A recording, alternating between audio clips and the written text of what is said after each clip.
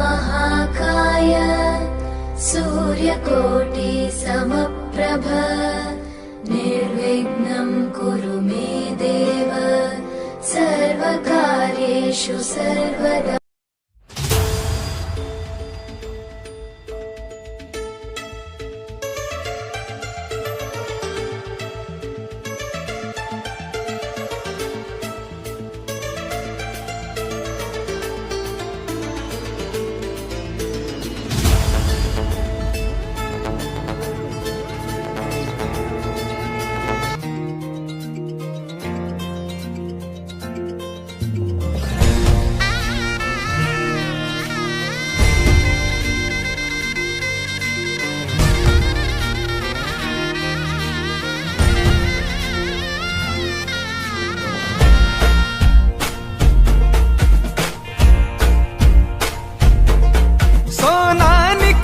લઈ આવો એને રત્નોથી જડાવો દેવા છે સહુને આમંત્રણ કંકોતરી લખાવો રૂડા શ્રી સંગને બોલાવો કંકુના છાટણા છટાવો કેસરિયા સાથિયા પુરાવો અક્ષતથી વધાવો રોમાંસીના સંયમ પંથેનો અવસર હૈયે હર્ષ ઉમંગ લખાય કંકોતરી કંકોતરી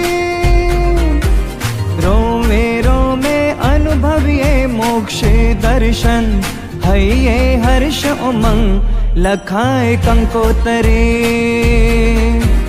શ્રી સંગ में परमानंद नो वातावरण हये हर्ष उमंग लखाए कंकोतरी।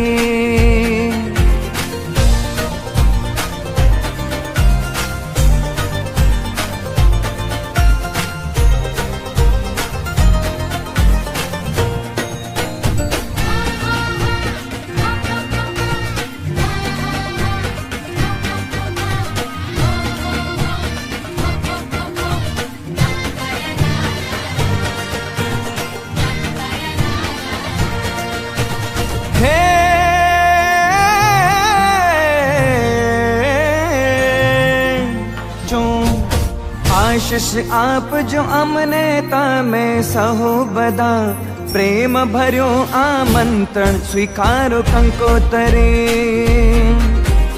कंकोतरी रोमांसीना संयम पंथनो अवसर हये हर्ष उमंग लखाए कंकोतरी।